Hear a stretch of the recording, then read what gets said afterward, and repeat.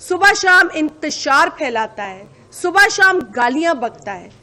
अगर उसको इस मुल्क से मोहब्बत होती तो वो कम से कम ये जरूर कहता कि जी मैं इस मुल्क को जरूरत है, तो अगर मैं कोई इनपुट दे सकता हूं तो वो इनपुट मेरी भी इसमें शामिल की जाए। लेकिन ना ना ना, इमरान ने ये बोलना नहीं, क्योंकि उसके पास इनपुट है ही नहीं। उसके पास जो इनपुट थी उसने 4 सालों में बेड़ा गर्क कर दिया उस इनपुट से, और अब लगा है इसके मुंह में सिर्फ जरदारी साहब का नाम है।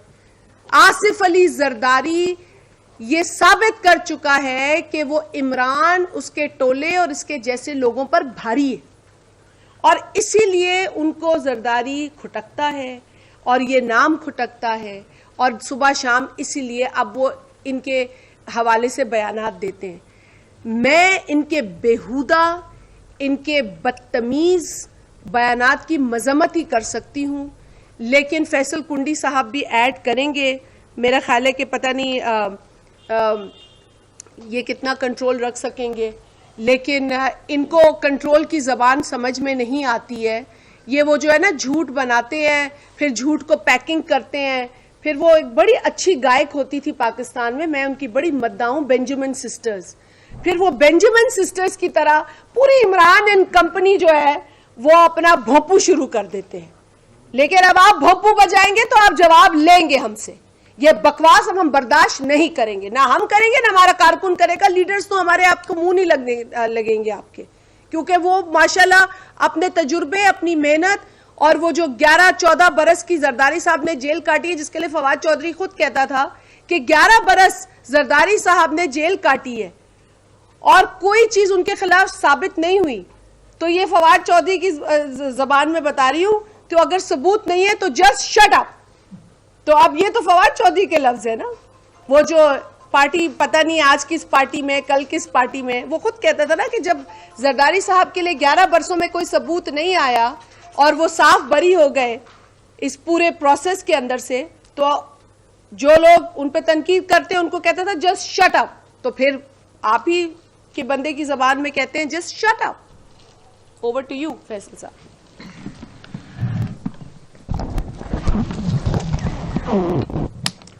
बिस्मिल्लाहिर्रहमानिर्रहीम। कल पंजाब में चीफ मिनिस्टर का जो इलेक्शन या जो भी है कल हो रहा है, और आप तमाम मीडिया चैनल्स पे भी हम देख रहे हैं मुख्तलिफ इल्ज़ामात, क्योंकि प्रेसिडेंट जरदारी साहब ने यह फैसला किया था कि वो पंजाब में बैठेंगे, और जब भी वो पंजाब जाते हैं पीटीआई में जो बूस जरदारी है वो जागता है, और उनको ख्वाब में भी जरदारी साहब नजर आते हैं कि पत्नी वो क्या कर रहे हैं। पहली बात तो यह है कि पहले इमरान खान साहब पहले अपने लोगों से पूछें, क्योंकि कल मैंने देखा कि हमाद अजहर साहब ने एक ट्वीट की कि 40 करोड़ पे हमारे एमपीएस को खरीदा जा रहा है। दूसरी तरफ गिल साहब ने ट्वीट की कि हमारे एमपीएस को 25 करोड़ पे खरीदा जा रहा है। पहले रेट तो फिक्स कर लो कि तुम्हारे लोगों का रेट क्या है। Exactly. और हमेशा हमें समझ नहीं आती, जब भी बिकते हैं पीटीआई वाले बिकते हैं। आज तक हम देखें, हम तो डायलॉग्स करते हैं। हमने जरदारी साहब ने चौधरी शुजात हुसैन साहब के साथ मुलाकात भी की है, मुलाकातें करते रहते हैं, वक्तन फक्तन करते भी रहते हैं। और हमने ही कहा था, चेयरमैन बिलावल भुट्टो जरदारी साहब ने कहा था कि इमरान खान को सियासत हम सिखाएंगे। हमने उनको भी सियासत सिखाई है कि आप लोग जाएंगे, लोगों के घरों में जाएंगे, उनके तीमारदारी भी करेंगे, उनके साथ वोट मांगने भी जाएंगे। इमरान खान साहब जब भी तकरीर पे खड़े होते हैं, भाषण देना शुरू करते हैं, वो ये नहीं बताते कि उनकी 4 साल कारकर्दगी क्या थी, उनकी 8 साल खैबर पख्तूनख्वा में कारकर्दगी क्या थी। उन्होंने ये नहीं बताया कि वो जिस करप्शन के इकरामुल्लाह नियाज़ी के पैसों पे पले हैं। लोगों को डाकू और चोर तो कहते हैं, लेकिन अपने वालिद की सफाई आज तक नहीं दी। इकरामुल्लाह नियाज़ी साहब को जो करप्शन में निकाला गया था, जो पाकिस्तान में एक सर्टिफाइड करप्ट था, उसके मुतालिक आज तक उन्होंने कोई बात नहीं की कि मेरे वालिद जो करप्शन में निकाले गए थे, जिनके पैसों पे मैं पला बड़ा हूँ, उसके मुतालिक आज तक जो है उन्होंने जो है कोई ज़बान इस्तेमाल नहीं की। क्या कहा उन्हें। दूसरी बात यह है कि आज पीटीआई के वोटर्स, आज पीटीआई के एमपीएस, वो इस चीज़ पे गौर कर रहे हैं कि जो तबलीग इमरान खान ने 25 सालों को की कि पंजाब का सबसे बड़ा डाकू अगर कोई है तो वो परवेज इलाही है, तो हम आज उसको किस तरह वोट देंगे। तो इसीलिए खुद पीटीआई के लोग तजब्बुर का शिकार हैं कि परवेज इलाही को वोट कैसे दिया जा सकता है। और सियासत में कोई हरफ आखिर नहीं है। आज का दिन है, 24 घंटे में बहुत कुछ हो सकता है और इंशाल्लाह ताला बहुत कुछ होगा।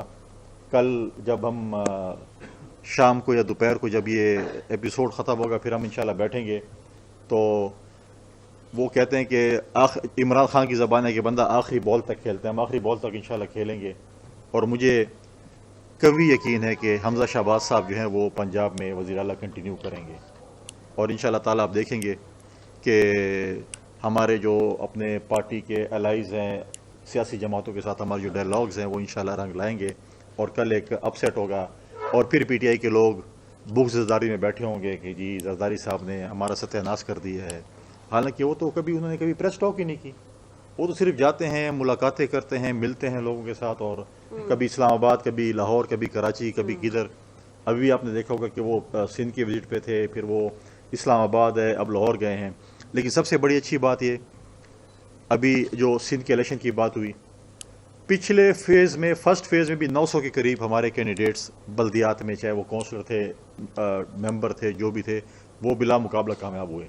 उसमें मैं बताया पीटीआई वाले कि आपके कैंडिडेट कहाँ पर थे। सेकंड फेज़ भी यही कुछ हो रहा था। हम तो चाहते हैं कि इलेक्शन होना चाहिए था। मैं इलेक्शन कमीशन से कहता हूँ कि 2001 में जब बल्दियाती इलेक्शन खैबर पख्तूनख्वा में हुआ था, पोलिंग के दिन बहुत सख्त बारिश थी लेकिन फिर भी इलेक्शन हुआ। हम तो राय फराज नहीं इख्तियार करना चाहिए, हम तो कहते हैं इलेक्शन होने चाहिए। हमारे कैंडिडेट्स तैयार थे और सेकंड फेज़ भी वही होता जो फर्स्ट फेज़ था। और फिर ये लोग कहते हैं इनके भी पता चल जाता है कि क्या कुछ इनके। लेकिन आज जो है, आज वो क्या, लेकिन हमने एक अच्छी बात ये की कल कि मोहतरमा आसफ़ा भुट्टो साहिबा ने इलेक्शन कैंपेन वहाँ पर रन की।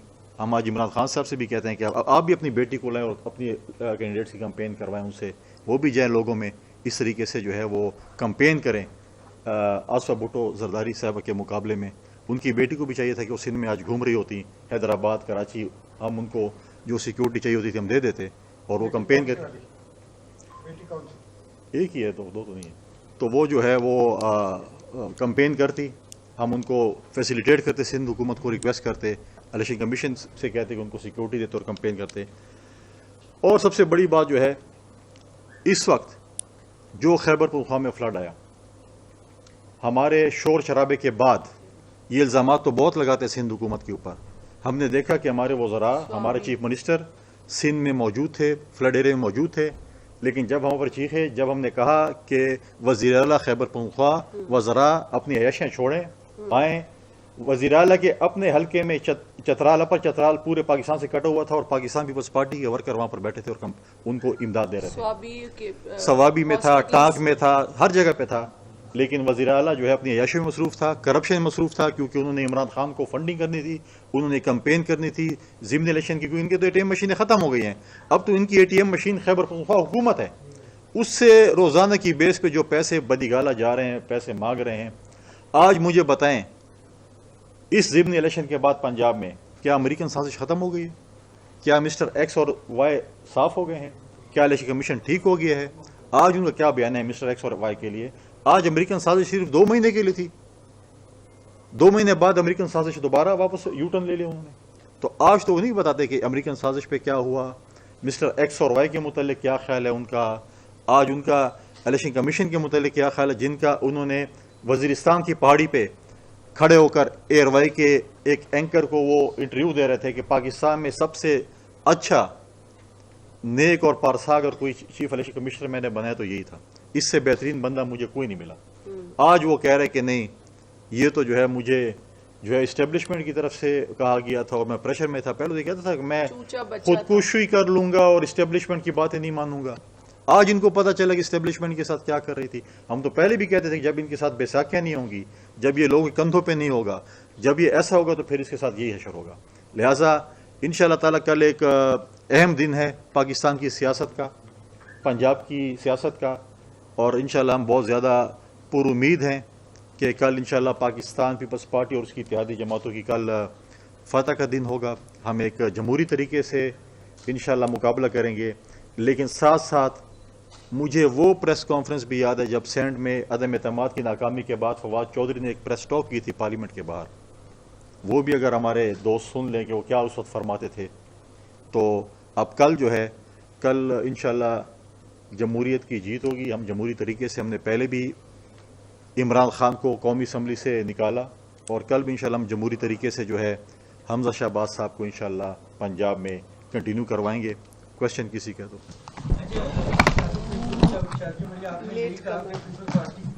इलेक्शन करवाने के लिए तैयार है बल्दियाती इलेक्शन, लेकिन कल इलेक्शन कमीशन की जानिब से जो अलामिया जारी किया गया उसमें वाज़ेह तौर पर यह लिखा गया कि चीफ सेक्रेटरी ने मरासला जारी किया था, खत लिखा था और पाकिस्तान पीपल्स पार्टी एमक्यूएम और जीटीए की जानिब से मैंने पार्टी की जानिब से ये दरख्वास्तें आई थी कि इलेक्शन मुलतवी किया जाए।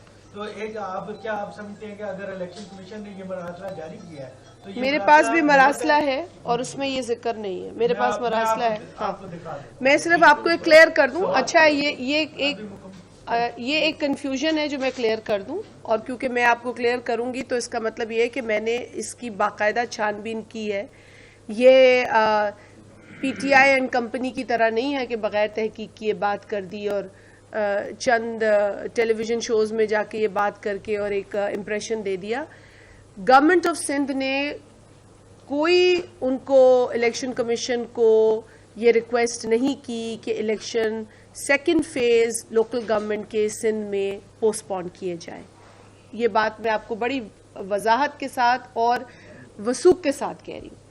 दूसरी चीज जी, जहां तक ताल्लुक होता है जमात का, information secretary Pakistan Peoples Party मेरे साथ फैसल खुंडी साहब बैठे। मैं information secretary Pakistan Peoples Party parliamentarian हूँ। हमारे पास वो इंफॉर्मेशन होगी अगर जमात की जानिब से ऐसी कोई दरख्वास्त दी जाती है। पाकिस्तान पीपल्स पार्टी ने ऐसी कोई दरख्वास्त नहीं दी। अब और जमातों ने दी हैं वो अलग है, मैं उनके लिए तो नहीं बात कर सकती। फर्स्ट फेज में भी सुना है कुछ जमातें जो थी उनको नहीं कराने थे फर्स्ट फेज के भी, और वो मुतवातर उनका था मौकिफ, अपना जो भी मौकिफ था, not going into the details of that, क्योंकि वो हमने नहीं किया। हमने वो इलेक्शंस भी चाहे कि वक्त पर हो जाएं, बावजूद दुश्वारियों के। बजट सेशन था, बजट सेशन यहाँ पर भी था, कौमी असम्बली का, सूबाई असम्बली का भी बजट सेशन था। लोगों के हल्के होते हैं, उन्होंने पूरे एक कैंपेन को ऑर्गेनाइज करना होता है। दुश्वारियां हुई हैं, गर्मी शदीद थी और शदीद गर्मी के साथ साथ हमें कई इलाकों में लोड शेडिंग का भी सामना हुआ। ये तो ऐसे ही कहते थे ना, वो ले आओ, ईवीएम ले आओ, ईवीएम ले आओ।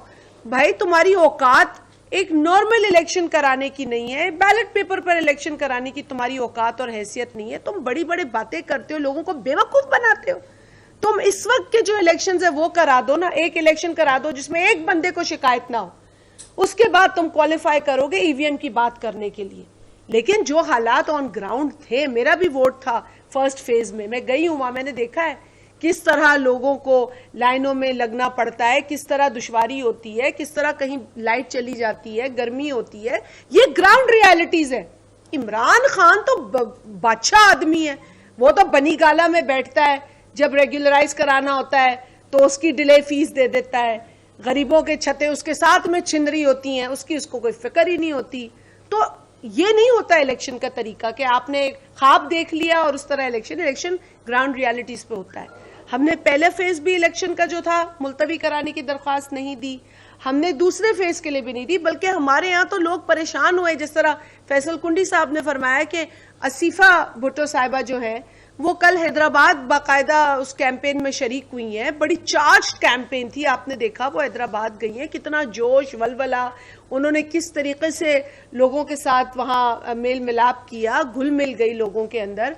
वो एक बहुत ही चार्ज एनवायरनमेंट था। वो उस वक्त किया जाता है जब हमें पता हो इलेक्शन मुलतवी होगा। हम लीडरशिप को कहेंगे कि जी आप जाएं, इलेक्शन मुलतवी हो रहा है, फिर भी आप कैंपेन करें। बेवकूफ़ी की बात है, ये करना ही बेवकूफ़ी है, और इससे वो अपने जहन को और एक्सपोज करते हैं ऐसी बातें करके। तो पीपल्स पार्टी, सिंध गवर्नमेंट, दोनों की जानिब से ऐसी कोई भी इलेक्शन कमीशन को रिक्वेस्ट नहीं की गई। हम बतौर पार्टी और बतौर हुकूमत जो कि पाकिस्तान पीपल्स पार्टी की है सिंध के अंदर, अवाम की हुकूमत है लेकिन पीपल्स पार्टी की जिम्मेदारी है, तो उन्होंने भी इस दरख्वास्त को या इस रिक्वेस्ट को इलेक्शन कमीशन के सामने नहीं रखा। मैं चाह रही थी कि इसको एक बार वाज़े तौर पे मैं बता दूं। नादिर लेट आ की जो नजरें हैं वो आपको पता है कि वजीर आला के इंतखाब से मुतल्लिक हैं और सियासत में राब्ते तो होते रहते हैं। अब आप ये बताएंगे कि जो दावा तहरीक इंसाफ की जानिब से किया जा रहा है तो पीपल्स पार्टी क्या समझती है, जैसे आप दावा कर रहे हैं कि बड़ा अपसेट होगा, तो आप राउंड अबाउट कोई फिगर दे सकती हैं कि कितने MPs हैं तहरीक इंसाफ के जो पीपल्स पार्टी के साथ राब्ते में हैं और कितने नंबर से हमजा शहबाज? देखिए, सियासत में राब्ते होते हैं बिल्कुल, और होने भी चाहिए। सियासत में जितनी नफरत कम हो उतना अच्छा है, क्योंकि मुल्क के लिए सियासत होती है, मुल्क की बका के लिए होती है, मुल्क की तरक्की के लिए होती है। अपने फायदे के लिए जो करता है वो फिर जातियात पर चला जाता है। लिहाजा इसके अंदर जो राब्तों का अमल है वो हकीकत है और होना चाहिए। और एक मैं फिर कुंडी साहब इस पर जरा वजाहत करेंगे, लेकिन एक बात मैं कह दूं कि इमरान खान ये तौफीक है उसमें कि वो नरेंद्र मोदी के इलेक्शन के लिए उसको कहता है कि गुड लक, बेस्ट विशेस, और तुम जीते तो कश्मीर का मसला हल होगा। जिस तरह हल हुआ वो हमने देखा। लेकिन वो शख्स इस तरह के पॉलिटिशियन को या लीडर को फोन करके जो है वो बेस्ट विशेस दे सकता है, लेकिन अपने मुल्क में जो सियासी हकीकत है या अपने मुल्क की जो रियलिटीज हैं पॉलिटिकल, उनको वो चाहता है कि वो खत्म कर दे। मतलब उनको या गालियां दे दे या उड़ा दे, या वो कहते हैं ना, वो कहते दूसरे तो कहते हैं कि पाकिस्तान पे खुदा ना खास्ता, अल्लाह ना करे ये बम गिर जाए अगर मैं हुकूमत में ना हूं, अगर मेरे पास कुर्सी ना हो। पंजाब की क्या सूरत हाल है फैसल साहब? टूटेगा कोई, हम में ये टूटने वाली बात नहीं है। कायल हो सकते लोग, कायल होके साथ दे सकते हैं। तहरीक इंसाफ कितने खरीद रही है। अभी एक वो कौन से नाम है उनका, शर्कपुरी, मैं गलत नाम नहीं लेना चाहती किसी का, ये भी बदतमीजी होती है। शर्कपुरी साहब जो है, हाँ वो उन्होंने तोड़े हैं। PTI ने एक बंदा तोड़ा है पैसे देकर, जिसका ऑडियो लीक शेख रशीद की का सबूत जो है वो सामने है। तो एक तो PTI पैसे देके कर चुकी है, पैसों की दुहाइयां दूसरों को दे रहे हैं, पैसे खुद बांट रहे हैं।